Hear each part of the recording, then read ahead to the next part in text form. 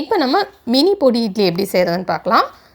இது வந்து அப்படியே சாப்பிட்றதுக்கும் நல்லாயிருக்கும், இல்லைனா சட்னி எல்லாம் சாம்பாரோட வச்சு சாப்பிட்றதுக்கும் நல்லாயிருக்கும். இதை செய்கிறதுக்கு ஃபஸ்ட்டு நம்ம மினி இட்லி செஞ்சிடலாம். இதுக்கு வந்து நம்ம ஒரு மினி இட்லி தட்டு எடுத்துடலாம். எடுத்துகிட்டு நம்ம மாவு ஊற்றிட்டு நம்ம நார்மலாக இட்லி அவிக்கிற மாதிரி அவிச்சிடலாம். அவிச்சதுக்கப்புறம் இதை நம்ம தனியாக எடுத்து வச்சிடலாம்.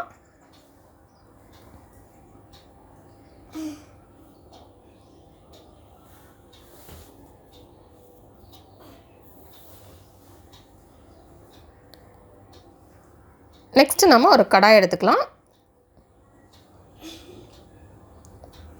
எடுத்துகிட்டு அதில் 9 இல்லைனா 10 டேபிள் ஸ்பூன் எண்ணெய் சேர்த்துக்கிடலாம்.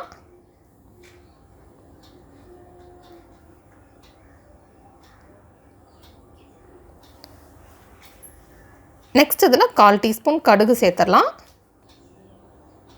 நெக்ஸ்ட் இதில் 1 டேபிள் ஸ்பூன் உளுந்து சேர்த்துக்கலாம்.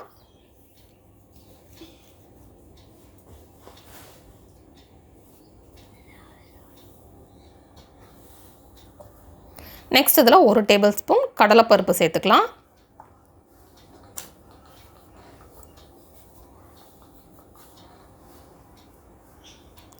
நெக்ஸ்ட் இதில் 1 டேபிள் ஸ்பூன் நிலக்கடலை சேர்த்துக்கலாம்.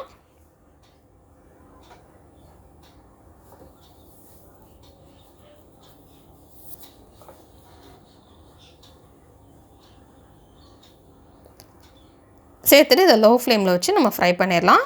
இது லேசாக சிவக்கட்டும், அது வரைக்கும் நம்ம அதை ஃப்ரை பண்ணிக்கலாம்.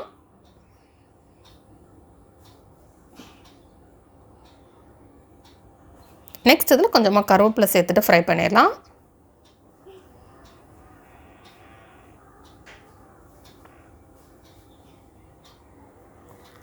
நெக்ஸ்ட்டு இதில் ஒரு பெரிய வெங்காயம் சேர்த்துடலாம். சின்னதாக இருக்கக்கூடிய ஒரு பெரிய வெங்காயம் சேர்த்துடலாம். சேர்த்துட்டு அதையும் நம்ம ஃப்ரை பண்ணிடலாம்.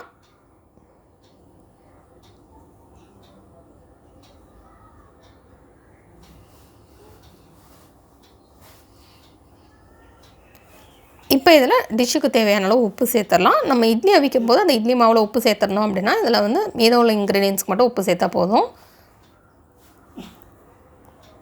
இப்போ இதை மிக்ஸ் பண்ணிடலாம்.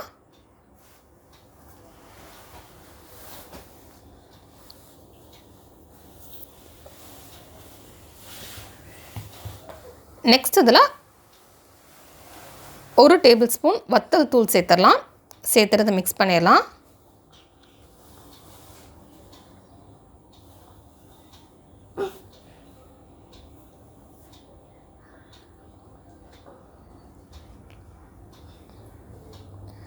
நெக்ஸ்ட் இதில் இட்லி பொடி சேர்த்துடலாம். இந்த இட்லி பொடி எப்படி செய்யணும்னு தெரிஞ்சுக்கணுன்னா நான் கீழே டிஸ்கிரிப்ஷன் பாக்ஸில் லிங்க் கொடுக்குறேன், நீங்கள் அதை பார்த்து தெரிஞ்சுக்கோங்க. இதில் 2 டேபிள் ஸ்பூன் இட்லி பொடி சேர்த்துடலாம். சேர்த்துட்டு இதை ஃப்ரை பண்ணிடலாம். நெக்ஸ்ட் இதில் நம்ம மினி இட்லி சேர்த்துடலாம். சேர்த்துட்டு அதையும் நல்லா மிக்ஸ் பண்ணிடலாம்.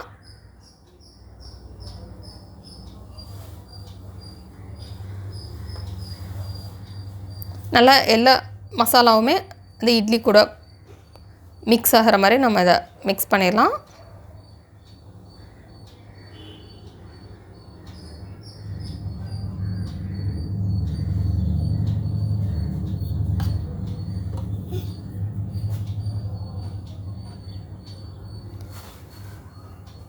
இதை மிக்ஸ் பண்ணிவிட்டு சின்ன சின்ன துண்டாக நறுக்கி வச்சுருக்கிற மல்லி இலை சேர்த்து மிக்ஸ் பண்ணிடலாம்.